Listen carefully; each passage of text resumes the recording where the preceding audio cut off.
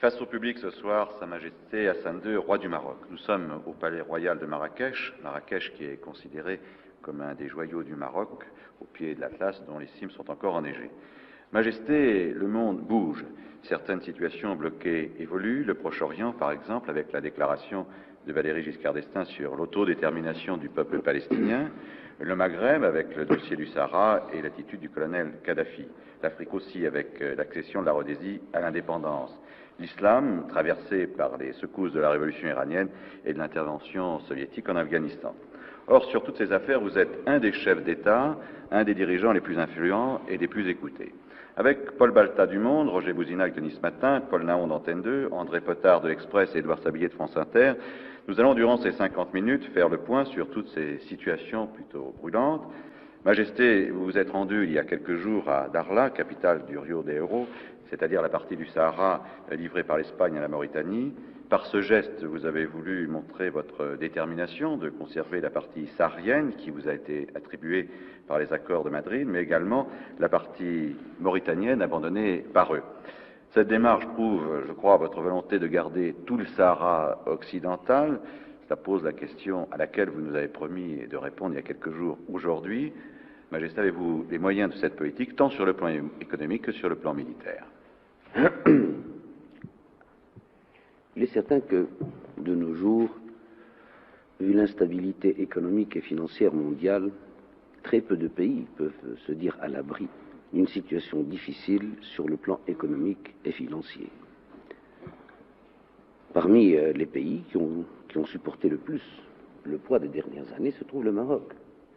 Car le Maroc, tout en ayant sa caisse de compensation pour le maintien d'un certain nombre de prix de denrées fixes, mais nécessaires, subit, chaque fois qu'il y a une hausse de l'énergie, subit en contre-coup cette hausse. Il ne faut pas croire que parce que nous sommes pays arabes ou musulmans, que nous avons des tarifs privilégiés ou préférentiels en ce qui concerne le prix du brut ou du raffiné. Et jusque-là, nous avons tenu le coup, et nous pensons tenir le coup, car en définitive, nos difficultés économiques ne viennent pas de nos dépenses. Elles viennent du fait qu'il faut rembourser. Il faut rembourser, et c'est l'année 80 qui constitue le pic des remboursements des prêts qui nous ont été faits. Mais en dehors du fait de trouver un certain nombre de millions de dollars à la fin de l'année 80, grâce à Dieu, le Maroc se porte bien économiquement et financièrement. Mais alors je disais aussi, militairement, est-ce que la politique que vous entreprenez pour le Sahara, vous pouvez l'amener militairement? En définitive, je ne mène pas de politique particulière. Je ne fais que réfléchir, que refléter les sentiments de mon peuple et conduire mon armée là où mon peuple veut qu'elle soit. Le jour où les Marocains voudront cesser de combattre, nous combattrons, nous cesserons faute de combattants. Mais tant qu'un Marocain voudra combattre, je l'encouragerai. André Potard, Express. Sire, Votre Majesté pourrait-elle nous faire un bref exposé sur la situation telle qu'elle existe aujourd'hui sur le terrain au Sahara? Et à la situation telle qu'elle existe sur le terrain, le plus franchement, le plus clairement, le plus nettement possible, c'est que la partie qui est le plus l'objet des raids du Polisario, c'est la partie qui a toujours été reconnue comme étant frontière internationale du Maroc, c'est-à-dire dans l'Ouadra. Par contre, dans la région de Smara, ou de Bokra, ou de Laayoune, c'est assez sporadique. Du côté de Dakhla, nous n'avons pas vu un seul Polisario depuis que nous y sommes. Et la conclusion à tirer de cela, c'est que le Polisario ne tient pas tellement à faire une guerre de harcèlement ou une guerre de récupération, mais il voudrait nous installer dans une guerre, dans une sorte de fièvre endémique, une fièvre des marais, une sorte d'habitude à l'insécurité. Une agression, en quelque sorte. Une agression constante, mais nous ne laissons pas faire. Et le jour où j'étais à Dakhla, de très gros accrochages ont eu lieu du côté, justement, au sud de Tantan, au nord de ce fameux parallèle qui nous séparait de l'ancien Sahara. Majesté, si je puis me permettre, le Polisario réussit en partie à vous faire prendre cette position, dans cette guerre d'usure. Dans un sens, oui, mais dans un sens, non. Dans un sens, oui, nous pourrions le poursuivre et aller en Algérie, mais cela alors serait déclencher une... Droit de suite. Oui, ce serait une calamité. De nos jours, Le droit de suite, on ne sait pas où le commencer, on ne sait pas où le finir. Votre Majesté, est-ce que Pas le baltrin du monde. cette guerre d'usure ne pèse pas lourdement sur les finances du royaume? Non. On a avancé des chiffres. Que coûte cette guerre? Je ne saurais vous le dire. Je saurais vous le dire, même le saurais-je que le chiffre serait une sorte d'armement stratégique que je ne vous donnerai pas.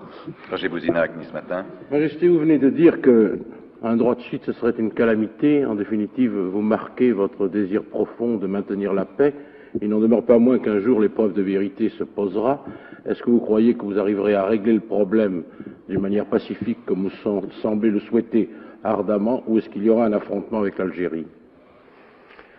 Enfin, tous ceux qui peuvent faire ou écrire ou remonter le cours de l'histoire des 5 dernières années vous diront que ce n'est pas le Maroc qui s'est préparé à la guerre. Ce n'est pas le Maroc qui est un agresseur. C'est l'Algérie, ouvertement, par les premières troupes d'Amgala, qu'on oublie toujours. C'était l'ANP qui a attaqué le Maroc. Elle s'était donc préparée à le faire. Le Maroc n'attaquait personne, ne voulait attaquer personne. Bon, l'Algérie dit, moi, je ne peux pas oublier l'autodétermination au Sahara quand je l'ai appuyé au Vietnam. Je considère que ça, c'est un argument tout à fait spécieux. Toujours est-il que cette guerre nous a été imposée par nos voisins. Mais il y a une chose qui s'impose à nous plus encore, c'est de ne pas être coupé de l'Afrique noire. Ni par le Sahara, ni par une Mauritanie qui ne soit plus mauritanienne. Et quand je dis nous, je parle du tunnel sous Gibraltar. Quand je parle du tunnel sous Gibraltar, je parle de l'Europe. Quand je dis nous, c'est-à-dire nous tous, nous ne devons pas être coupés de l'Afrique noire. Et c'est ce qu'on est en train de faire, ou de chercher de faire, soit par la Mauritanie, soit un peu plus haut par le Sahara. Edouard Sablier. Il y a quelques mois, vous expliquiez certains des engagements qui s'étaient produits entre les troupes marocaines et le Polisario, en expliquant que le Polisario avait une force d'attaque beaucoup plus grande, avait un armement ultra-moderne, et que par conséquent, vos troupes avaient quelque peine à soutenir quelquefois les raids éclairs du Polisario. Est-ce que la situation a changé? Ça, c'est fini. Avant, nous ne portions pas la même pointure. Nous avions l'armement conventionnel occidental. Eux avaient pris l'armement conventionnel russe. Or, les Russes, les Soviétiques et le pacte de Varsovie, eux ont continué non seulement à développer leur armement sophistiqué, mais à développer aussi l'armement conventionnel. Par contre, l'OTAN et l'Occident n'a pensé qu'aux gadgets ultra perfectionnés, oui, parce qu'ils n'avaient pas de guerre à faire par personne interposée. Par contre, le camp socialiste a des guerres à faire par personne interposée. Alors il fait des armes à l'échelon de ces armées, qui tout en étant pas les siennes, sont les siennes. De ce fait, nous sommes trouvés devant un armement conventionnel, collectif, individuel, mais qui était d'une pointure et demie supérieure au vôtre. Quand je dis aux vôtres, aux Européens. Nous l'avons acheté, ça nous a pris du temps, il a fallu instruire les hommes dessus. Maintenant, nous usons du même matériel, nous en usons mieux, et je dois vous dire que maintenant, la situation s'est complètement redressée. Sire, le renversement interviendrait après Smara, chronologiquement. Chronologiquement, il a commencé à intervenir après Biranzaran. Après Biranzaran, où l'attaché militaire français pourra vous le dire, à Nouakchott, il y en avait parmi ces policiers qui étaient retournés à Nouakchott. Les gens qui sont là-bas pourront vous le dire. Ils ont laissé un minimum de 1500 personnes lors de cette attaque de Biranzaran, sans compter celle de Smara. Alors, ils sont actuellement dans le creux de la vague sur le plan humain, d'une façon générale, parce qu'un homme ne se fait pas, il faut au moins 6 à 7 mois pour faire un guerrier, et deuxièmement, sur le plan ethnique, il y a presque plus de Sahraouis. Alors, parmi ceux que nous prenons comme prisonniers ou comme blessés ou morts, on remarque d'abord des gens qui ne sont pas des Sahraouis, deuxièmement, qui portent beaucoup de blessures dans le dos, et troisièmement, beaucoup de tuberculose. Paul Naon. Majesté, vous avez supplié les Américains de vous fournir des armes. Alors, j'aimerais vous demander s'ils ont satisfait à toutes vos demandes, jusqu'à ce jour. D'abord, je n'ai pas supplié, j'ai demandé, parce que j'aurais expliqué que pour leur propre intérêt, il fallait qu'ils nous en donnent, car ils ne pouvaient pas se démarquer. Autrement, les armes qu'ils nous ont vendues, l'Europe en possède de meilleures. Nous avons vendu des F-5E, le Mirage F1 est supérieur 10 fois au F-5E. L'avion français? Oui, c'est bon. Et vous faites la différence grâce à l'avion français au Mirage? Comment? Vous faites la différence grâce au Mirage? Les différences entre La quoi? différence sur le terrain. Pour certaines opérations, oui. Par exemple, de nuit. Bien que ces Mirages ne soient pas équipés pour agir de nuit. Le fait, par exemple, qu'il ait le canon sous le nez n'aveugle pas le pilote, alors que les autres avions ont des canons sur les ailes ou sur le nez, en haut. Alors quand le pilote tire, il est aveuglé de nuit. Par contre, sur le F1, c'est un petit détail, mais vous ne pouvez pas vous imaginer ce que le pilote est content et heureux de pouvoir voir sa cible. Mais il n'y a plus de problème avec les Américains. Plus de Aucun de problème. livraison d'armes. Non. Tout Ils ce que nous vous ont voulez. livré. Mais la livraison qu'ils nous font, ou qu'ils vont nous faire, était plus symbolique qu'autre chose. C'était moins de 24 avions, 10 Oviten et à peu près 6 hélicoptères de combat. C'est pas avec ça qu'on peut engager et gagner une guerre. Pas d'instructeur militaire américain sur le terrain? Non. Ici, Vous êtes formel? formel. Paul Baltard. Majesté, en 1978, pendant 6 mois, il y a eu des conversations secrètes qui ont été tenues secrètes entre un de vos conseillers, M. Guédira, et le docteur Taleb Ibrahimi, un ministre algérien. Il ne semble pas que ces conversations aient abouti à un accord. Est-ce qu'actuellement, vous avez l'impression qu'il y a quelque chose, anguille sous roche, entre le Maroc et l'Algérie? Est-ce qu'une négociation est possible, puisque vous en avez souvent parlé, ou est-ce que c'est l'impasse? Vous savez, M. Balta, une négociation est toujours possible. Et je pense que on ne fait une guerre que pour négocier, en définitive. Car la finalité des guerres, c'est de négocier. Seulement voilà, on va à la négociation avec plus ou moins d'empressement, suivant que l'on a un bon ou un mauvais dossier. Moi, je sais que je suis prêt à tout moment à aller négocier, parce que j'ai mon dossier qui est pris, qui est bon. Je suis prêt à négocier pour la paix au Moyen-Orient, comme je suis prêt à négocier pour la paix au Maghreb, parce que pour les deux cas, j'ai un dossier, en tant que Marocain ou en tant qu'Arabe, qui est très solide. Oui, mais les Algériens vous renvoient au Polisario. Le Polisario, c'est des Mauritaniens ou des Marocains. Je ne peux pas négocier avec quelque chose qui n'a pas de forme juridique.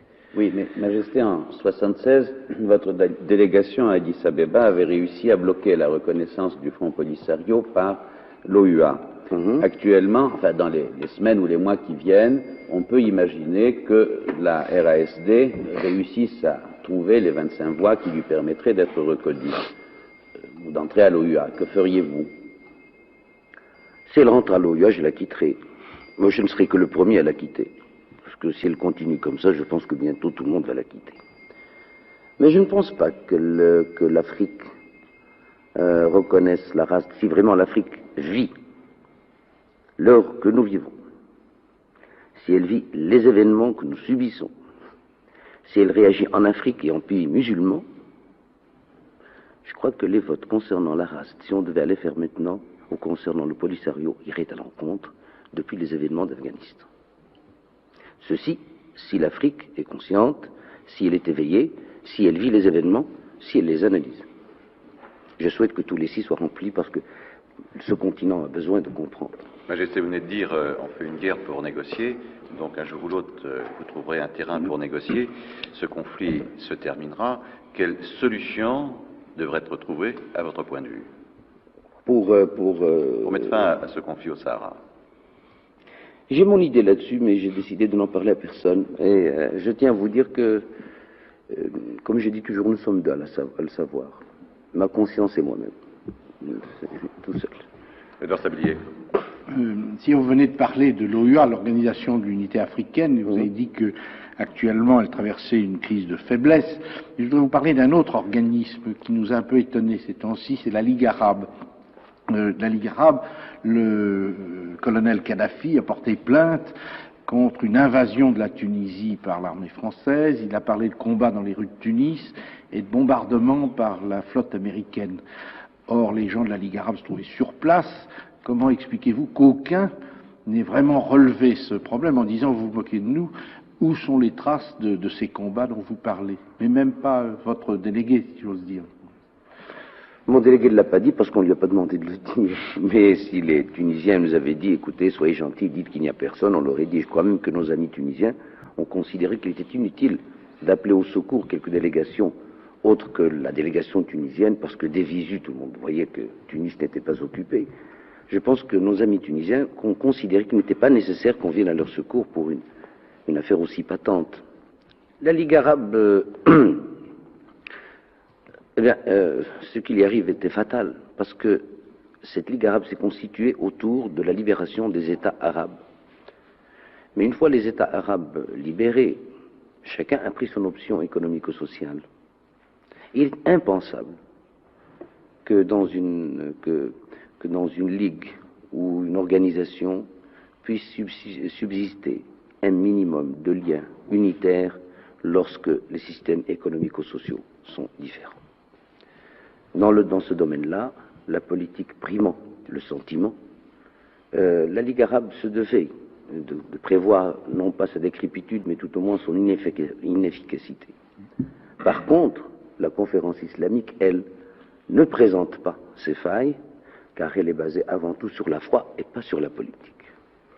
C'est ce qui a donné la réaction massive, non équivoque et unanime du monde islamique par rapport au monde arabe. Majesté Edouard Sablier vient d'évoquer le rôle du colonel Kadhafi dans les événements de Tunisie. On peut dire que le colonel Kadhafi, aujourd'hui, porte son action un peu partout, non seulement au Maghreb, mais également en Afrique noire. Est-ce que vous pensez que l'Afrique doit s'organiser?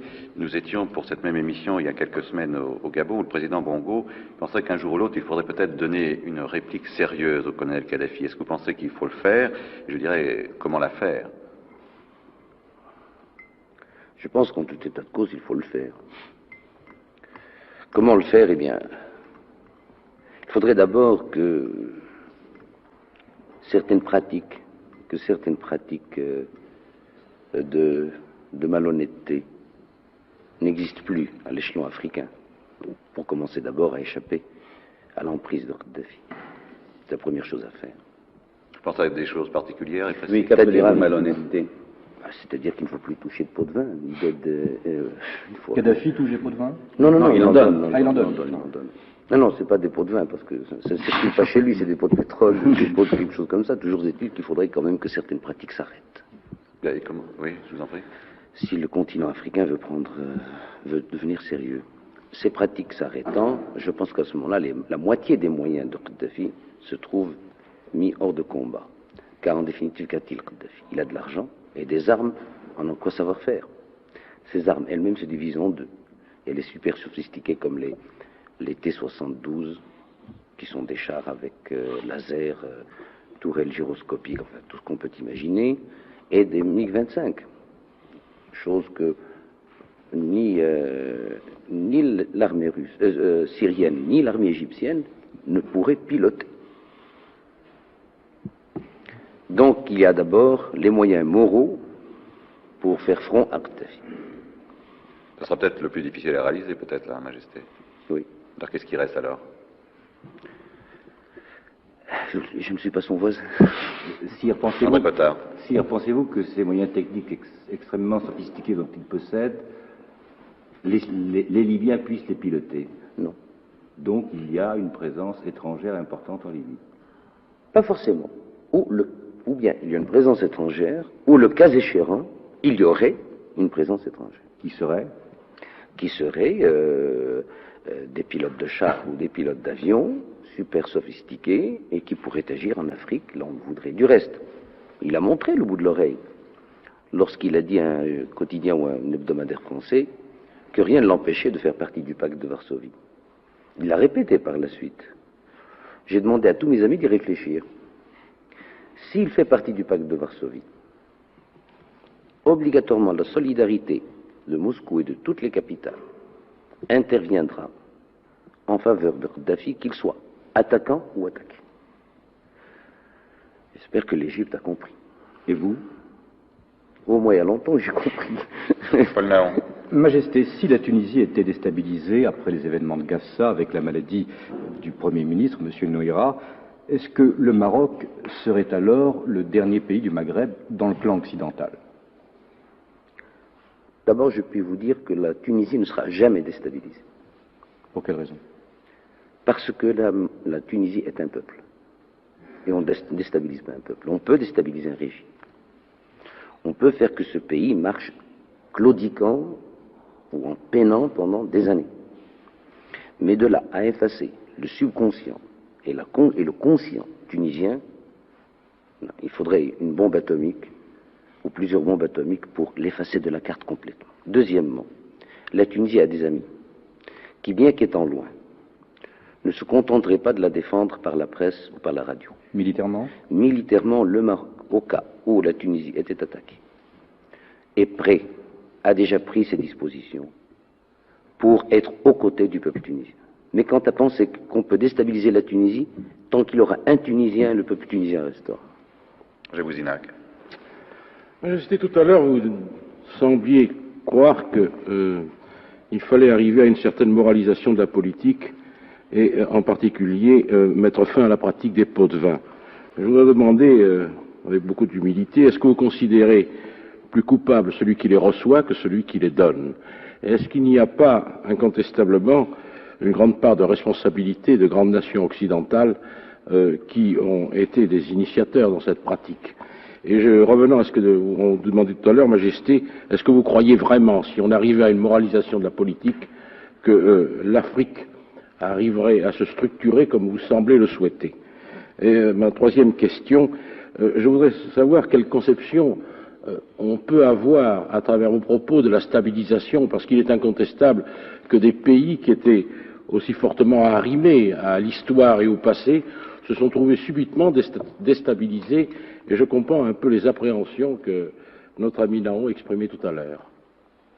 Pour répondre à votre première question, nous avons en arabe un adage juridique qui dit « Maudit soit le corrupteur et le corrompu ». Donc je pense avoir répondu à votre question, et chez nous, les mêmes peines sont appliquées aux corrupteurs comme aux corrompus. La deuxième question. Je ne suis pas pour un ordre moral nouveau. Le monde est ce qu'il est, l'homme est ce qu'il est, et plus on découvre sa structure interne, ses glandes, les composantes de ces facteurs génétiques, plus on se demande comment il n'est pas encore plus fou qu'il n'est. L'ordre moral, pour moi, c'est avoir un minimum de respectabilité et d'avoir un minimum de continuité dans sa vision des choses et dans son analyse. Mais de là à voter noir le matin et revoter blanc le soir, alors, vous voyez ce que je veux dire, c'est ce genre d'amoralité. Ce n'est même pas immoral, c'est amoral. Quant à la troisième question, je pense que quand on parle une langue, on peut valablement en faire la critique. J'estime que le mot déstabilisé a été employé trop souvent et pas à bon escient. Car en définitive, déstabiliser n'est pas effacer de la carte, ce n'est pas détruire, ce n'est même pas dépersonnaliser. Déstabiliser, c'est quelque chose qui était debout, qu'on fait tomber, mais qui peut se remettre debout. C'est pour ça que quand je parle de déstabilisation, je ne parle pas de renversement. Dans mon esprit, c'est une mauvaise période à passer pour un pays comme pour un être humain. Paul Baltin. Oui, cela étant, pour la Tunisie, s'il y avait, je pense que notre ami Naon parlait d'une déstabilisation du régime, du gouvernement, ça pourrait modifier tout de même l'équilibre au Maghreb. Je ne vois pas le récipiendaire du gouvernement ou de l'autorité gouvernementale si le régime était changé. Oh, il y a toujours des imbéciles qui courent pour prendre la tête d'un État. Alors là, je puis vous dire que ceux qui y vont en courant, c'est vraiment des imbéciles. J'en sais quelque chose. Je préférerais beaucoup plus me reposer que... Mais, supposons qu'on trouve un récipiendaire pour prendre le pouvoir ou l'administration à Tunis. Qui aurait-il derrière lui? Il va gouverner 6 millions de Tunisiens avec 200 000 hommes. On l'a déjà vu, Majesté. Où? Des gens qui gouvernent sans l'accord du peuple. Pas dans des pays ayant une tradition historique. Vous ne le verrez jamais au Maghreb. Ou alors il faudra avoir quadrillé toutes les villes, toutes les campagnes, toutes les montagnes, pas au Maghreb. Quand on est un substratum, vous pensez, vous, que la France pourrait être... tous les Français avaient la peur de la gauche, Mais laissez faire, et supposons que la gauche vienne. Vous croyez que la gauche étant venue au pouvoir aurait pu déstabiliser Mais la France? tous les dirigeants du Maghreb ou de l'Afrique ne sont pas démocratiques. Comment? Tous les dirigeants du Maghreb ou de l'Afrique ne sont pas démocratiques. La démocratie. On a déjà vu les prises de pouvoir par les armes, sans le peuple. Par exemple. Je parle par exemple de Centrafrique. Centrafrique, ça n'existait pas. Le Bénin. Ça n'existait pas. Bien, de toute façon, on parlera tout à l'heure du dossier africain. Je disais